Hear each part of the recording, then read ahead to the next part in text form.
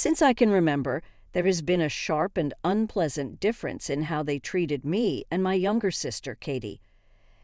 I'm Emily, and this is the tale of how I overcame being deceived by my own family. I was born a year later than Katie. She would undoubtedly be the golden child from the time she arrived. While I lurked in the background, our parents, Mark and Sarah Harrison, lavished her with love. Katie seemed to be at the center of every milestone, accomplishment, and moment. I can still clearly recall my 10th birthday. Only months prior, Katie had been treated to a grandiose party complete with bouncy castles and professional entertainers, but my celebration was limited to a cake after dinner. "We're a bit tight on money this month, Emily," Mom had mentioned. The following week, however, they were able to purchase a new iPad for Katie. The difference extended beyond tangibles. Our parents listened intently to everything Katie said throughout supper. Dad would frequently interrupt me as I tried to relate my day, saying, "That's nice, honey," as he browsed through his phone. They were crushed under the weight of their apathy. The food problem, however, was the most annoying aspect. My parents implemented a total peanut ban in our home because Katie had a severe peanut allergy, rather than handling her nutrition individually. My favorite lunch was peanut butter sandwiches, but even at school I was not permitted to eat them. "It's not fair," I recall saying to my grandmother, Rose, one afternoon as I assisted her in baking cookies. "Why must I consume everything that Katie consumes? I have no allergies." Grandma Rose, the only person who accepted me for who I was my haven. Her cozy kitchen became into a haven where I could talk openly without worrying about being ignored or disregarded. She would say, "Your parents are making a mistake, sweetheart," with understanding in her wise eyes. "They think they're doing what's best, but they're not seeing how it affects you."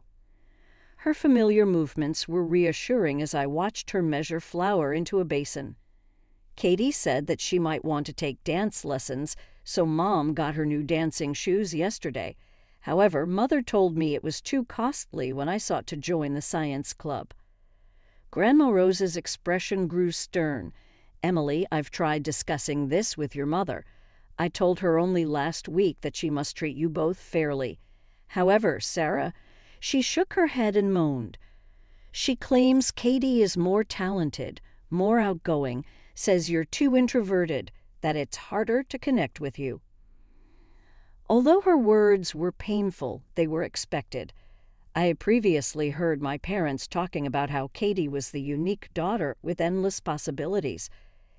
I was merely there in the interim, the silent one, the one with less talent, the one they never truly saw but had to make room for. While Katie's schedule was full of art workshops, piano lessons, and dance courses, I spent my afternoons alone myself in my room, observing the world outside my window. At dinner, Mom would exclaim, "Katie has such natural talent. Her dance instructor says she could go professional someday." As I pushed my food around my plate, invisible as ever, Dad would smile proudly. But when I turned 12, everything was different. Grandma Rose showed up one Saturday morning, her eyes twinkling with excitement. "Get your coat, Emily," she announced. "I've enrolled you in the Advanced Young Scientists program at the community center." That program changed my life. Suddenly, I was immersed in a world of experiments, equations, and endless possibilities. Our instructor, Dr. Chen, didn't see a quiet introvert. He saw a curious mind hungry for knowledge. When I correctly solved a complex algebra problem in my first week, he high-fived me in front of the whole class. By 14, I wasn't just excelling in science and math. I was standing at podiums, articulating arguments about climate change and social justice. People actually listened when I spoke. The shy girl who used to hide in her room was gone, replaced by someone confident, someone with opinions and the courage to express them. Emily's presentation on renewable energy was outstanding, my debate coach told my parents at a school meeting. She has a real future in scientific research if she wants it. I'll never forget Katie's face that day, the way her smile tightened, her eyes narrowed. She wasn't used to sharing the spotlight, and my growing popularity at school clearly bothered her. The changes were obvious to everyone. People started stopping by my locker between classes. I was elected to the student council. Suddenly, I had friends who valued my opinions, who invited me to study groups and weekend hangouts. For the first time in my life, I felt like I belonged somewhere. That's when Katie started her whisper campaign. "Mom, Dad," I heard her one evening, her voice dripping with fake concern. "I saw Emily behind the gym today. She was kissing Tommy Martinez, and last week it was Jake from her debate team." I burst into the kitchen. "That's a lie. I've never." "Katie wouldn't make this up." Mom cut me off. "She's worried about you, Emily. These boys, these late-night study sessions, it's not appropriate." But I'm just. "No more going out after 6, Dad announced, "and we'll be monitoring your phone calls from now on. It's for your own good, Emily." "What about my debate team meetings, my science club?" "You can participate in school activities," Mom said, "but afterward you come straight home. No exceptions." I looked at Katie, who was hiding a smirk behind her hand. She'd won again, and we both knew it. My newfound freedom was being stripped away, all because of her lies. As we grew up, Katie's antagonism toward me grew more pronounced. It wasn't enough for her to control my social life through our parents. She started targeting my belongings and the few friendships I'd managed to maintain despite the restrictions.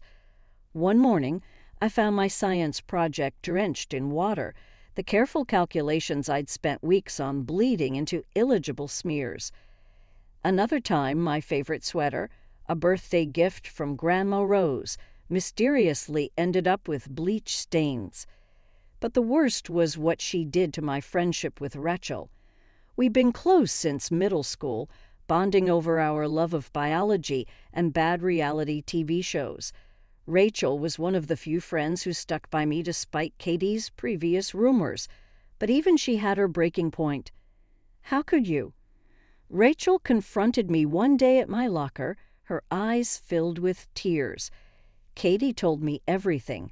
How you write about Matt in your diary, how you're planning to steal him from me." "Rachel, that's insane. I don't even have a diary, and I've never." But Rachel was already walking away, leaving me standing alone in the hallway. That evening, I cornered Katie in her room. "Why are you doing this?" I demanded. "Why do you have to destroy everything good in my life?" "You're paranoid, Emily," she replied coolly. "Maybe if you stopped obsessing over me and making up stories, you'd have more friends." I wanted to scream. Somehow, she always managed to twist things around, making me sound like the crazy one. And our parents, they never questioned her version of events. Then came Katie's 15th birthday. Mom spent days preparing for it, determined to make it perfect. The house was decorated with pink and gold balloons, and relatives filled every corner of our living room. The cake was Mom's masterpiece, 3 tiers of vanilla buttercream, Katie's favorite. Everyone gathered around to sing Happy Birthday, and Katie blew out her candles to enthusiastic applause. But something was wrong. After a few bites, Katie's face changed. Her hand went to her throat, her eyes widening in panic. Mom recognized the signs immediately. An allergic reaction. "The EpiPen," Dad shouted, already running for Katie's emergency kit. Mom held Katie's hand while Dad administered the injection. Gradually, her breathing steadied. The party atmosphere evaporated instantly. Relatives huddled in concerned groups while my parents tried to understand what had happened. How did peanuts get in the cake? Mom kept asking, checking, and rechecking her recipe. I was so careful. That's when Katie spoke up, her voice still raspy. "I saw Emily in the kitchen earlier. She was doing something with the cake. What? No, I protested. I wasn't even near the cake. But Katie pressed on. Check her purse, she whispered, the blue one by the door. Dad grabbed my purse before I could react. And there it was, a small jar of peanut butter, one I'd never seen before, sitting right on top of my wallet. She could have died. Dad's voice boomed through the living room. What were you thinking, Emily? I stood there trembling as my parents hurled accusations at me. The jar of peanut butter in Dad's hand might as well have been a smoking gun. I didn't do it. I repeated, my voice getting smaller each time. Please, you have to believe me. Katie sat on the couch, an oxygen mask still near her face, but I caught the slight upturn of her lips. She was enjoying this, enjoying watching my world crumble around me. Our relatives shifted uncomfortably, whispering among themselves. Aunt Jane pulled her daughter closer, as if I might try to poison her next. Uncle Bob wouldn't even meet my eyes. The only person who moved toward me instead of away was Grandma Rose. Now wait just a minute. Grandma's voice cut through the chaos. Everyone needs to calm down and think about this rationally. Did anyone see Emily put it there? This needs to be properly investigated. Everything is already clear, Dad interrupted. Emily, go to your room. We'll deal with this later. The next few days were a nightmare. At home, my parents acted like I was invisible. They'd leave the room when I entered, lock away all the food, and whisper behind closed doors. At school, word spread quickly. People moved away when I walked down the hallways as if attempted murder was contagious. After 3 days of this torture, I couldn't take it anymore. I found Katie alone in her room, scrolling through her phone. You need to tell them the truth, I said, closing the door behind me. This has gone far enough. Katie looked up, and the smile she gave me was chilling. You know what's funny? She said, setting her phone down. I've been planning this for months, waiting for the perfect moment. The birthday party was just perfect timing. Something snapped inside me. Years of pent-up frustration, anger, and hurt exploded. I lunged at her, grabbing her shoulders. We crashed to the floor, knocking over her bedside lamp. The noise brought our parents running. They found us wrestling on the ground, both screaming. She confessed. I shouted as Dad pulled me off Katie. She just told me she planned the whole thing. She planted the peanut butter in my purse. Stop lying. Katie shrieked, crocodile tears already flowing. See, she's crazy. She attacked me. That's enough. Mom's voice was ice cold. Pack your things, Emily. We can't have you in this house anymore. What? No, please. You're dangerous, Dad declared.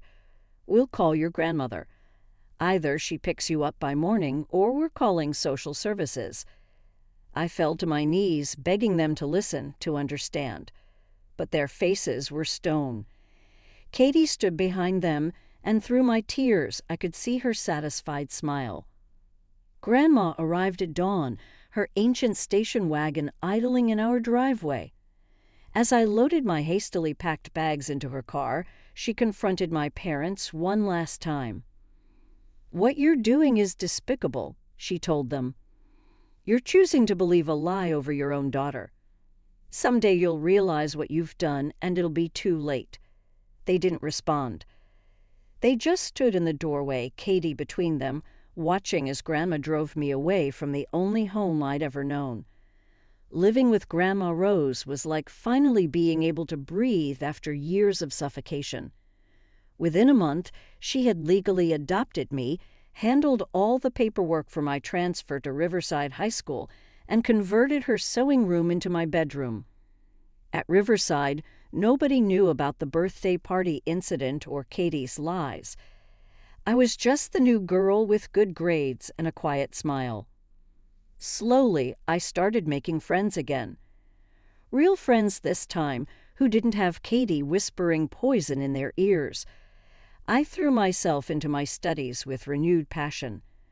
Without Katie's drama and my parents' constant criticism, I flourished. My SAE scores were nearly perfect. I graduated as valedictorian, my speech focusing on resilience and the power of second chances.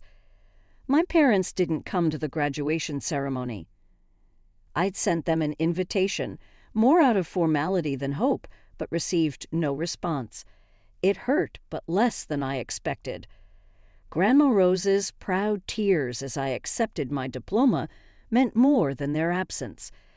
I'd been accepted to several prestigious medical programs, but the tuition fees were daunting. Before I could even mention student loans, Grandma Rose pulled out a folder. "I've been saving for this since you were 12, she said, showing me her college fund for me. "I always knew you were meant for great things." Those 4 years of dental school were intense but rewarding. I lived in a tiny apartment near campus, worked part-time at a cafe, and studied until my eyes burned. Through it all, Grandma Rose was my rock, listening to my excited phone calls about successful procedures and never once doubting my chosen path. I had no contact with my parents or Katie during this time. Sometimes I'd see updates about them on social media. Katie's job at a local retail store, Mom's garden club awards, Dad's bowling league victories. I'd scroll past them quickly, refusing to let their lives intersect with mine. Finally, after years of hard work, I held my dental license in my hands. My first job offer came from Brighton Dental Associates, one of the most respected private practices in the city. I posted a photo of my diploma and license on Facebook, adding a simple caption. Dr. Emily Harrison, DDS, dreams do come true. The response was overwhelming. Old school friends, distant relatives, even my third-grade teacher left congratulatory comments. Aunt Jane, who'd pulled her daughter away from me at that fateful birthday party, wrote, "We're all so proud of you, Emily." Uncle Bob posted, "Incredible achievement, kiddo." Looking at those messages, I realized something profound. I'd done more than just survive my family's betrayal. I transformed it into fuel for my success. My phone rang on a quiet Sunday afternoon. The number was familiar, though I hadn't seen it flash across my screen in years. Mom. My hand shook as I debated whether to answer. "Hello," I finally said, my voice steadier than I felt. "Emily, sweetie." Mom's voice was syrupy sweet, the tone she used to use when asking Katie's teachers for deadline extensions. "We saw your announcement about becoming a dentist. We're so proud of you." I said nothing, waiting. "We've been thinking about you," she continued, filling my silence. "Your father and I, well, we'd love to have you over for dinner, just to catch up as a family." I shouldn't have agreed. Every instinct told me to decline. But curiosity, or maybe that stubborn little part of me that still craved their approval, won out. "What time?" I heard myself asking. The next evening, I pulled up to my childhood home in my new Mercedes. The house looked smaller than I remembered, the paint peeling slightly around the windows. I dressed carefully, designer blouse, tailored pants, the pearl earrings Grandma Rose had given me for graduation. Armor in its own way. Mom opened the door before I could knock. "Emily." She moved as if to hug me, then seemed to think better of it. Come in, come in. You look so professional." Dad stood awkwardly in the living room. "Hey, kiddo." He'd aged more than I expected, his hair completely gray now, new lines around his eyes. "Is Katie joining us?" I asked, noting the table was set for 3. "Oh no, she's busy tonight," Mom said quickly. "I made your favorite pot roast." "Well, what used to be your favorite?" Dinner was a strange dance of forced smiles and careful questions. They asked about dental school, about my practice, about where I was living now. I answered politely but briefly, offering no openings for deeper conversation. So, Dad said, pushing his potatoes around his plate, dentistry must be lucrative. And there it was. I do all right, I replied neutrally. She drives a Mercedes, Mark, Mom commented, as if I wasn't sitting right there. And you mentioned an apartment, Emily? Yes, I bought a place downtown, with a mortgage, of course. They exchanged glances. Mom set down her fork with a sigh that seemed rehearsed. Emily, we've been having some difficulties, she began. Your father? Well, the company downsized last month, and my arthritis is making it harder to maintain my full schedule at the salon. That must be tough, I said, taking a sip of water. We were wondering. Dad cleared his throat. That is, maybe you cold. Have you asked Katie for help? I interrupted. Mom's face fell. Katie's struggling, too. Retail doesn't pay much, and she's barely making ends meet as it is. Ah. I placed my napkin on the table and stood up. Well, I'm sorry to hear about your situation, but I won't be able to help. I heard them calling after me as I walked to my car, but I didn't look back. The message from Mom came during my lunch break at the clinic. Emily, we need $20,000. Your father and I are about to lose the house. As our daughter, you have an obligation to help us. I stared at my phone, a strange calm settling over me.